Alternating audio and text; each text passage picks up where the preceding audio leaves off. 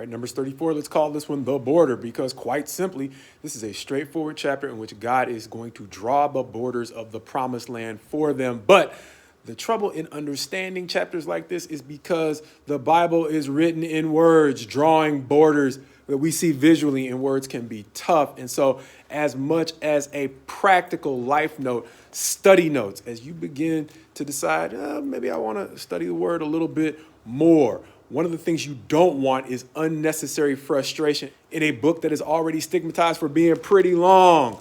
And so, as much as you can, my advice, avoid commentaries. But insofar as you run into study aids that give you black and white objective help, maps and diagrams can do exactly that. And so, not all maps and diagrams are created equal, but insofar as you can get on Google or whatever your favorite search engine is and look for a companion to passages like this and chapter 35, it will help you understand what is going on without the frustration that I'll tell you I ran into in chapter 35, where I was trying to find out, when it's describing the cities of the Levites, what is the 1,000 cubits versus the 2,000 cubits? And as soon as I was able to pull a helpful, not just any, but a helpful visual aid, it became crystal clear. And then I could go back to the passage, compare the aid to make sure that they had done their math right. And between the two, I had simplicity in place of what had been frustration. But practically in this chapter, what we are looking at is, once again, not only the layout of the land, but the way the land is to be apportioned, and it is through the leaders. Understanding, once again,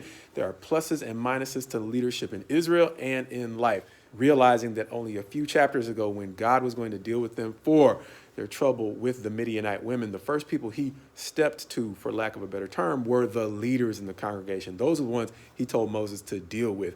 Moses tried to cut them a break by telling the judges to actually deal with the people who had sinned and not the leaders who had allowed it to happen. And so this is a picture of what we would not have otherwise seen if Phineas and Moses had not intervened on behalf of the leaders. It is the upside of leadership. It is the responsibility of taking care of the people in a good time. But we never get here if we don't have diligent, as we mentioned in the last chapter, thorough leadership and those intervening on behalf of people who are in positions of leadership, understanding that we all make many mistakes. It's a mistake week for me. But the bottom line is, it's a blessing when, one, we can avoid mistakes, but in situations where we don't, we have people who can intercede for us on God's behalf, people that God will listen to. More importantly, God himself. The wonderful counsel that we have, better than any advocate we could have whatsoever, is the Christ himself. And so one of the reasons why it's important to develop a relationship with Christ is, much like his great men, even though they have great stumbles and had to pay great consequences. We have seen Moses missing out on the promised land, David enduring a protracted period of suffering after his sin with Bathsheba. His men don't get a pass, but they do get credit for the genuineness of their relationship with him, and they get the mercy that comes with that. See, David wasn't supposed to be alive in the first place.